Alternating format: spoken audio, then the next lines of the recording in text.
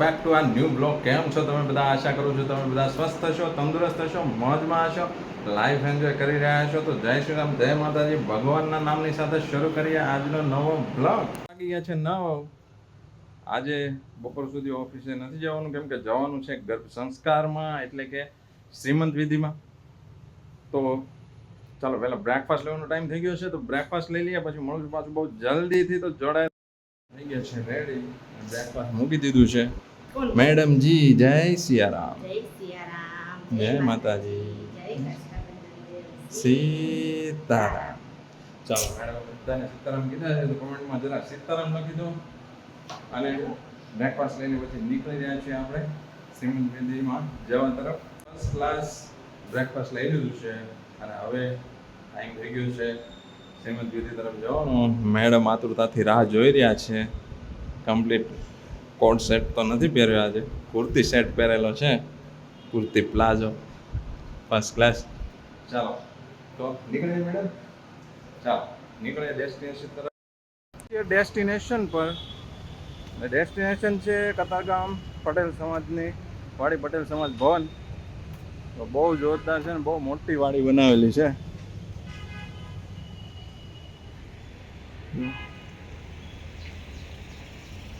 બહુ જબરજસ્ત વાડી છે. પાર્કિંગની સુવિધા પણ બહુ જોરદાર છે અને અંડરગ્રાઉન્ડ ખૂબ જ મોટું આખું પાર્કિંગ છે નીચે આખા એરિયામાં.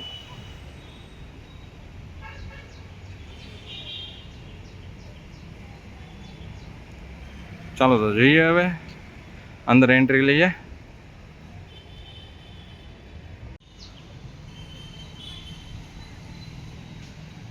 મેડમ રાહ જોઈ રહ્યા છે રેડ કલરના ડ્રેસમાં.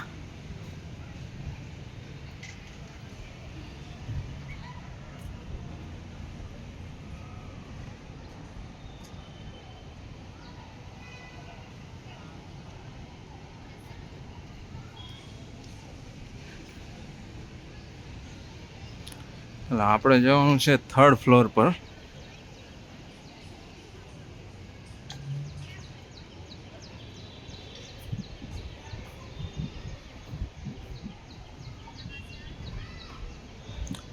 નીચે ગ્રાઉન્ડમાં હોલની વ્યવસ્થા છે, રામકૃષ્ણ હોલ.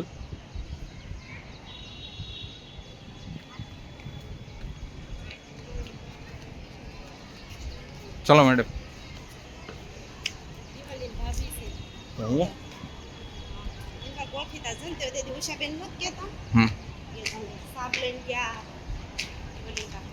હા બરાબર છે. ઉપર સુધી છે કઈ? અહીંયા ચાલો સીડીઓ એકદમ ઉપર સુધી છે. સેન્ટર આખું ખુલ્લું છે, ઓપન છે.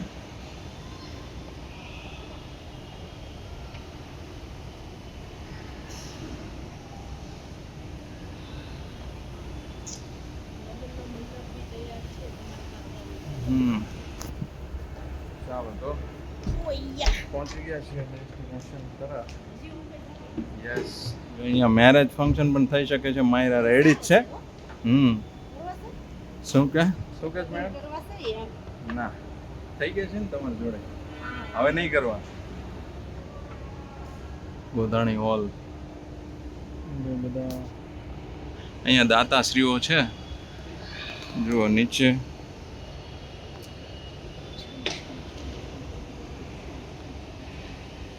બેઠક વ્યવસ્થા સારી છે. નીચે ધ્યાન રાખવું પડશે શૂટિંગ લેતા ટાઈમ. હજુ ફ્લોર છે. અહીંયા ઉપરથી 3rd ફ્લોર પરથી જુઓ ખૂબ જ વિશાળ જગ્યા છે.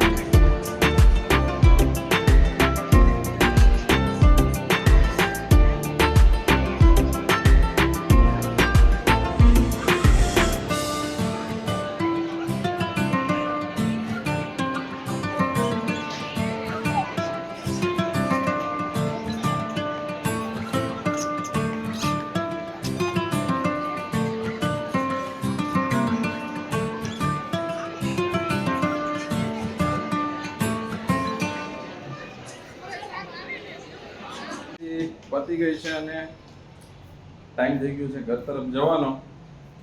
સાથે જમવાનું પણ પૂરું થઈ ગયું છે. શું કહે છો? હા, સ્ટીલનો ટાંકો ભાઈ આવી રીતે હોય ભાઈ. પણ સ્ટીલનો ટાંકો ગરમ થાય તો સારું, કોઈ અડી ગયું હોય તો લોચા થાય ઉનાળાની અંદર. એટલે બહુ પછી ઉનાળામાં પાણી ગરમ રહે ને, એટલે ના કરાય. ચાલો તો નીકળી રહ્યા છીએ હવે ઘર તરફ. મળીએ છીએ પાછા ઘરે જઈને. અરે 2:45 વાગ્યા છે બપોરના. બહુ લેટ થઈ ગયું છે કેમ કે મુહૂર્ત બહુ લેટ હતું તો થોડું લેટ થયું છે. ચાલો હવે નીકળી રહ્યા છીએ ઓફિસ જવા તરફ. તો જોડાયેલા રહેજો. હજુ સાંજનો પ્રોગ્રામ શું છે કંઈ આઈડિયા નથી. સાંજે આવીશું ત્યારે જ ખબર પડશે. તો જોડાયેલા રહેજો. ઘરે રાતના વાગી ગયા છે 8:15. ટાઈમ થઈ ગયો છે બ્રેકફાસ્ટ લેવાનો. મેડમજી શું કરી રહ્યા છે? મક્ખન. વાહ ભાઈ વાહ, ફર્સ્ટ ક્લાસ મક્ખન બની રહ્યું છે. ચકાચક. ચાલો ડિનર લેવાનો ટાઈમ થઈ ગયો છે. મારે ભૂખ લાગી છે આજે. બપોરે જમ્યું હતું પણ હવે બહારનું થોડું જ જમવું, વધારે નથી જમવું. પછી મજા નથી આવતી ગેસમાં. એ તો થોડાક ખાધા હતા કઈ, આપણે જ્યાદા નથી ખાતા. એવું નથી, ત્યાં ખરાબ હતું. તમે લોકો લેડીઝ લોકો બેસો ને વાત કરતા કરતા અડધું નીચે નાખો, ખરાબ કરી દો ભાઈ. અમારે શું કરવાનું? હા તો કઈ બારી પાસે? હોલ નહીં. ચાલો મલ્ટીપર્પઝ હોલ. હોટેલ સંબંધી વાડી મસ્ત હતી, જબરદસ્ત. એસી હોલ બનાવેલા છે 3 ફ્લોર પર. અને સેટઅપ એવું બેસાડ્યું છે કે વચ્ચે એક પાર્ટીશન છે, પણ પાર્ટીશન ખોલવું હોય તો ખુલી જાય, બંને સાઈડ પેક થઈ જાય. ફોલ્ડિંગ પાર્ટીશન છે, બરાબર. એટલે આખો હોલ કોઈને ભાડેથી રાખવો હોય તો એ પણ રાખી શકે છે, અને હાફ પાર્ટ રાખવો હોય, અડધો હોલ રાખવો હોય તો અડધો હોલ પણ રાખી શકે છે. આપણે આજે પ્રસંગમાં ગયા હતા ત્યાં અડધા હોલની જરૂરિયાત હતી તો અડધો હોલ જ રાખેલો. તો જ્યાં સ્ટેજ હતું એની પાછળ પાર્ટીશન હતું, એ પાર્ટીશન આખું ખોલી નાખે એટલે આખો મોટો હોલ છે ત્યાં. તો 3 ફ્લોર પર આ રીતનું આયોજન છે. અને આઈ થિંક પટેલ સમાજની વાડીમાં સૌથી બેસ્ટ વાડી આ બનેલી છે. મારા જોયા પ્રમાણે, મારા માઇન્ડ પ્રમાણે, જ્યાં સુધી મને નોલેજ છે ત્યાં સુધી તો બેસ્ટમાં બેસ્ટ આ વાડી છે. તો પ્રસંગ કરવા જેવી વાડી છે. લિફ્ટ પણ છે, સાથે સ્લાઇડર સીડીઓ પણ છે.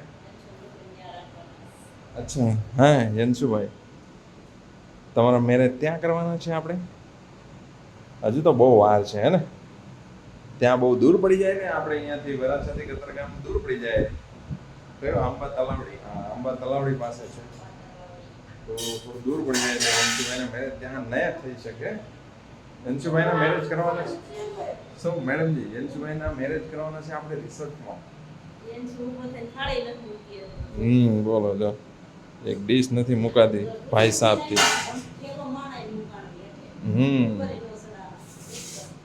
બેગ પણ એમ નથી મુકાતી. વિચાર કરો આ શું કામ કરી દેવાના. અત્યારે આમ છે, બોગરી ફૂટી જાય છે. અલા બરણી છે. હા, ચાલો ડિનર લઈ લઈએ મેડમજી. ડિનર આપી દો ને તમે, ડિનર લઈ લઈએ. બસ જો માખણની અંદર જો બ્લેન્ડર ખૂતાડી દીધું છે, ચકાચક. અચ્છા, તો માખણ થઈ નથી ગયું હવે કે મલાઈ છે? હજી મલાઈ છે.